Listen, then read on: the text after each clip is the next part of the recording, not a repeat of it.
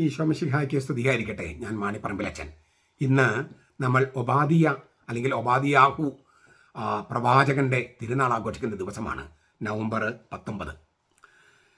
ഈ ഒബാദിയ പ്രവാചകന്റെ കുറിച്ചെന്ന് പറയാൻ ഞാൻ ഇങ്ങനെ പറയാൻ ആഗ്രഹിക്കുന്നത്, നാണവും മാനവും പോയി, ദേശം കൈവിട്ടു പോയി, ദേവാലയം കത്തിപ്പോയി, അങ്ങനെ മറ്റ് ജനതകളുടെ മുമ്പിൽ നശിച്ച് നാണം കെട്ട് തലകുനിച്ച് നിൽക്കുകയാണ് ഇസ്രായേൽ.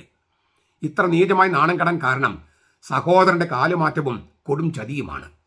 ഇസ്രായേലിന്റെ അയൽ രാജ്യമായ ഏദോമ്യരുടെ ആ വഞ്ചനയ്ക്കെതിരെയുള്ള അരുളപ്പാടുകളാണ് 12 പ്രവാചക ഗ്രന്ഥങ്ങളിൽ ഏറ്റവും ചെറുതായ ഒബാദിയ താളുകളുടെ മുഖ്യ പ്രമേയം. എങ്കിലും യാഹ്വേയുടെ ദിനം, ഇസ്രായേലിൽ നിന്നുള്ള രക്ഷിതഗണം എന്നീ പ്രസാദാത്മ കാര്യങ്ങൾ പ്രവാചകൻ പരാമർശിക്കുന്നുണ്ട്. ജനതകൾക്ക് ശിക്ഷാവിധിയും ഇസ്രായേലിന്റെ രക്ഷാദിവസം ആയിരിക്കും യാഹ്വേയുടെ ദിനം, കർത്താവിന്റെ ദിനം.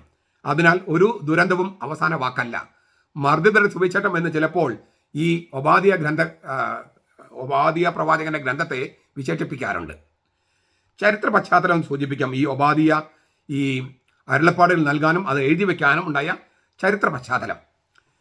രക്തബന്ധത്തിന്റെ കണ്ണിലൂടെയാണ് ഇസ്രായേലിനെയും ഏദോമ്യരെയും ബൈബിൾ കാണുന്നത്. യാക്കോബിന്റെ സന്തതി പരമ്പരയാണ് ഇസ്രായേലിയർ. യാക്കോബിന്റെ സഹോദരനായ ഏസാവിന്റെ പിന്തുടർച്ചക്കാരാണ് ഏദോമ്യർ. അതിനാൽ അവർ ബന്ധുക്കളാണ്. ഉൽപ്പത്തി 25-23. എന്നാൽ അവരുടെ സാഹോദര്യം എന്നും സംഘർഷപൂരിതമായിരുന്നു. പുറപ്പാടിന് കാലത്ത് തങ്ങളുടെ നാട്ടിലൂടെ കടന്നു പോകാൻ ഇസ്രായേലരെ ഏദോമർ അനുവദിച്ചില്ല. സംഖ്യ 20-14-21. ഏദോമരെ ആക്രമിക്കരുതെന്നും ഏദോമ്യരുടെ നാട് തങ്ങളുടെ ദേശത്തേക്ക് ചേർക്കരുതെന്നും വിലക്കുണ്ടായിരുന്നെങ്കിലും നിയമാവർത്തനം 2:2-8 അത് ആദരിക്കപ്പെട്ടില്ല. ദാവീദ് ഏദോമ്യരുടെ നാട് തന്റെ സാമ്രാജ്യത്തോട് ചേർത്തു. 2 ശമൂവേൽ 8:13, 1 ദിനവൃത്താന്തം 18-12-13. ദാവീദിന്റെ സൈന്യാധിപനെന്ന യോവാബ് ഏദോമിൽ പലരെയും കൊന്നുകളഞ്ഞു. 1 രാജാക്കന്മാർ 11-15-16. ഏദോം രാജപരമ്പരയിലെ ഹദദ് യോവാബിന്റെ ആക്രമണത്തിൽ രക്ഷപ്പെട്ടു. അയാളുടെ നേതൃത്വത്തിൽ സോളമനെതിരെ കലാപമുണ്ടായി. 1 രാജാക്കന്മാർ 11-25. ഇടയ്ക്ക് ഇസ്രായേൽ സാമ്രാജ്യത്തിന്റെ ഭാഗമായും ചിലപ്പോൾ സ്വതന്ത്രമായും ഏദോം നിലനിന്നു. യഹോഷഫാത്ത് ഭരണം നടത്തുന്ന കാലയളവിൽ, അതായത് BC 873-846, ഏദോം ദക്ഷിണ യഹൂദായുടെ കീഴിലായിരുന്നു. അക്കാബ ഉൾക്കടലിലെ തുറമുഖ നഗരവും യഹൂദായുടെ അധീനതയിലായി. 1 രാജാക്കന്മാർ 22-49. എന്നാൽ ഏതാനും നാളുകൾക്ക് ശേഷം ഏദോമ്യർ യഹോറാമിനെതിരെ 846-841 BC കലാപം ഉയർത്തിയപ്പോൾ ആ നിയന്ത്രണം യഹൂദ രാജ്യത്തിന് നഷ്ടപ്പെട്ടു. 2 രാജാക്കന്മാർ 8-20-22. 8-ാം ശതാബ്ദത്തിൽ അമാസിയായുടെയും ഉത്സിയായുടെയും കാലയളവിൽ ഏദോമ്യർ വീണ്ടും യഹൂദായുടെ കീഴിലായി. യഹൂദ രാജ്യത്തിന് അന്തിമ നാളുകളിൽ അവരോട് ചേർന്ന് ഏദോമ്യർ നിയോ ബാബിലോണിയ സാമ്രാജ്യത്തിനെതിരെ ഗൂഢാലോചന നടത്തി. യഹൂദ, ഏദോം, മൊവാബ്, അമ്മോൻ, ടൈർ, സീദോൻ എന്നീ രാജ്യങ്ങളുടെ സഖ്യമാണ് ആ ഗൂഢാലോചനയിൽ പങ്കെടുത്തത്. ഇരമിയ 27. ദുരന്തമായിരുന്നു അതിന്റെ ഭവിഷ്യത്ത്. യഹൂദയും യെരൂസലമും പാടെ നശിപ്പിക്കപ്പെട്ടു. അമ്മോന്യരും മൊവാബിനും അടിമകളാക്കപ്പെട്ടു.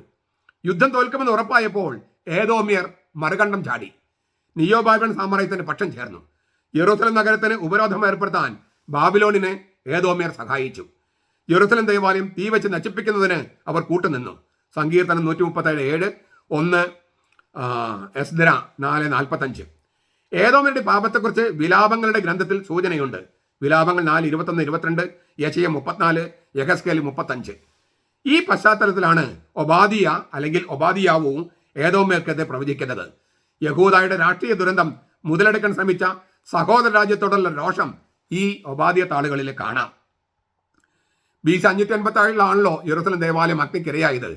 അതേ കാലയളവിലാണ് ഒബാദിയ അരുളപ്പാടുകൾ നൽകുന്നത്. അതേ കാലഘട്ടത്തിൽ തന്നെ ഇത് എഴുതി വെക്കുകയും ചെയ്തു.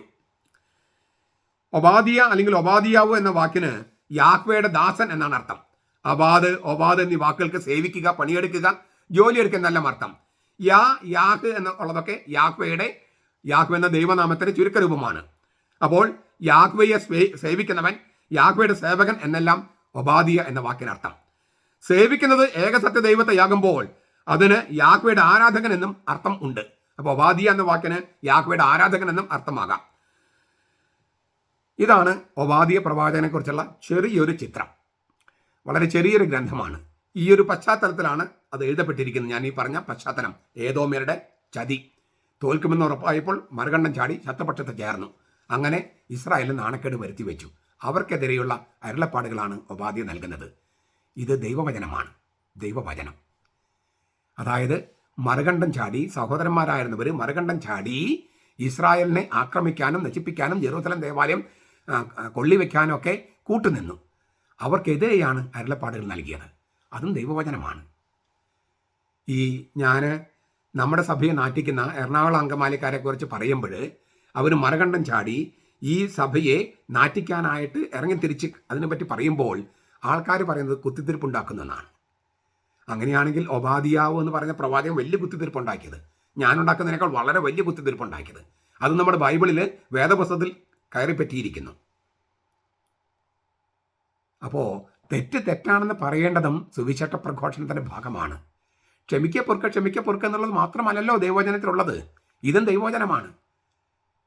ഈ സഹോദരനെ ഒറ്റിക്കൊടുക്കാനും സമൂഹത്തിൽ നാറ്റിക്കാനും ദേവാലയം കൊള്ളിവെക്കാനും കോലം കത്തിക്കാനും കുപ്പിയെറിയാനും അങ്ങനെ പോകുന്നവർക്കെതിരെ വചനം പ്രഘോഷിക്കേണ്ടതും വിശുദ്ധരുടെയും പ്രവാചകന്മാരുടെയും വഴിയാണ്.